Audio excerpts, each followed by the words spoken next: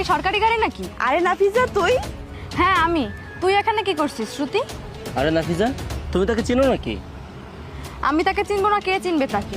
সে আমাদের কলেজে সবার ক্রাশ ছিল, টপার ছিল। কলেজ লাইফে তো তার জন্য আমরা ঘোরাফেরাই করতে পারতাম না। প্রত্যেকটা ছেলে তো তার জন্যই পাগল ছিল। বাই দ্য ওয়ে, তোর এখন এই অবস্থা কেন?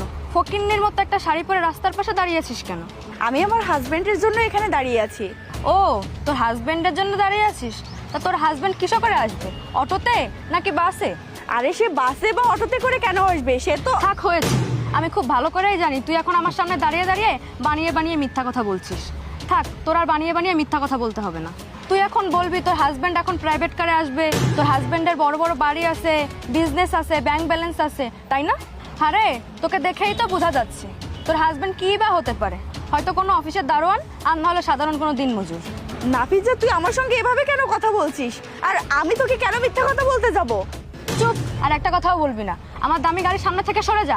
আমার দামি গাড়িতে যদি কোনো স্ক্র্যাচ পড়ে তুই কি সারাই দিতে পারবি? কারণ তুই তো একটা ফকিন্নি। তোর কি সেই যোগ্যতা আছে দামি গাড়ি সারানোর? নাফিজা তোর সঙ্গে আমার কতদিন পরে দেখা, তুই আমার কাছে ভালো মন্দ জিজ্ঞেস না করে আমার সাথে কেন ঝগড়া করছিস? বাই দ্য ওয়ে, নতুন গাড়ি কিনেছিস তার জন্য তোকে কংগ্রাচুলেশন।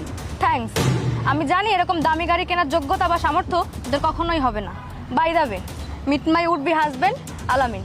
আর জানিস এই গাড়ির দাম কত? 30 লক্ষ টাকা। এমন গাড়ি জীবনেও তোরা কিনতে পারবি না, শুধু সারা জীবন দেখবি আর আফসোস করবি। হ্যাঁ নাফিজা তুই একদম ঠিক কথা বলেছিস, তোদেরকে এই গাড়িতে অনেক সুন্দর মানাবে।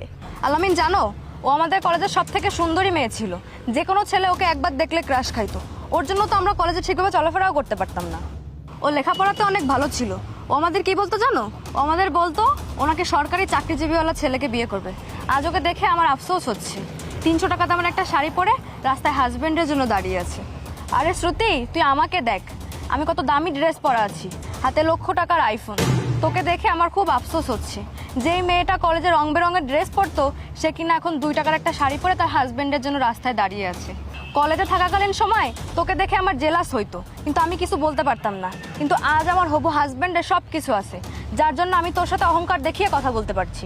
আরে নাফিজা তুই কি বললি? তুই আমাকে দেখে জেলাস ফিল করতিস? আরে আমার কলেজের সব থেকে ভালো বান্ধবী তো আমি তোকে মনে করতাম।